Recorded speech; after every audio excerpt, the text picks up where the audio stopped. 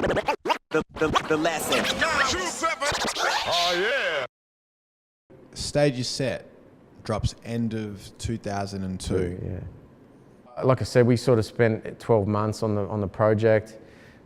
Jay Red, so LC obviously being Lyrical Commission was the 4 MCs, and then we brought Red in to basically become the DJ for the crew full time. And there was some, we had to make some other decisions. Rob Nat was one of the MCs in the crew, so up until that stage, all our live shit that was done, Robbie was a part of it. And he just had a kid, and probably by self-admission, Robbie probably wasn't keeping up on that international tip due to where he was always the freestyler. He had some cool writtens as well, but he probably wasn't focusing on it as much as we all wanted him to. And then he had some other shit personally, obviously with his kid. And it just got to the point where I was like, well, I actually ended up putting a time. It's the first and only time I've ever put a time frame on a record. And I sort of said, so we started really locking in times to have tracks done by, written and recorded by.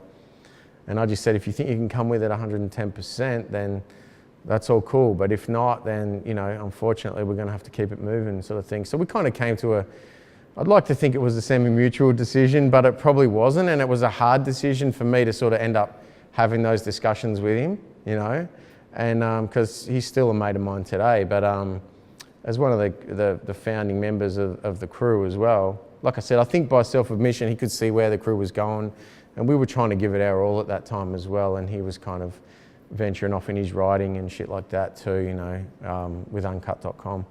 But so yeah, we kind of went hell for leather over that period, from the production to writing what already hadn't been written to sitting down together to conceive tracks.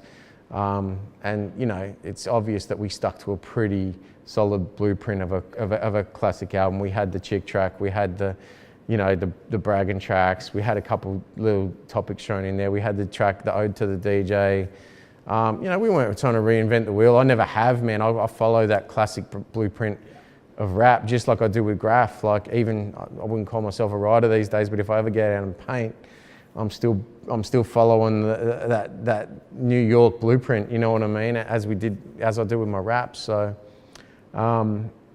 yeah, we got busy and yeah, it was a real, it's a shit word to use, but it felt really organic, the way it worked. And it's kind of, it was work, but it was really enjoyable. We were super hungry, and the hard work seemed sort of seamless. And like even though we were all, I think most of us were working in some capacity, I had a long ass hour job, and I was living in Elwood, which is where the studio was set up, just near St Kilda.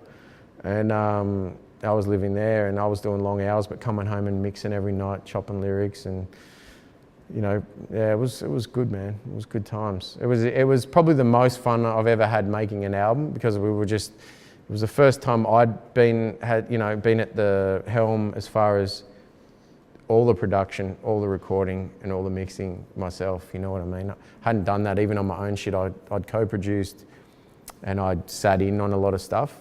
But this was the first time where I was able to kind of learn on the job of creating that album that what I believed we wanted it to be, but I definitely wanted it to be, you know what I mean? So you produced the whole LP front to back? Yeah, man, yeah. Robbie had co-production credits on a couple tracks, so the original version of Press Release was Rob's record, and the main loop off the Sex Fiend track, and I think the drums were Robbie's, but we produced them together, so. I think I'm right in saying that. I haven't got the cover in front of me, but I'm pretty sure I produced the whole lot, man. Yeah. The lesson. Oh yeah.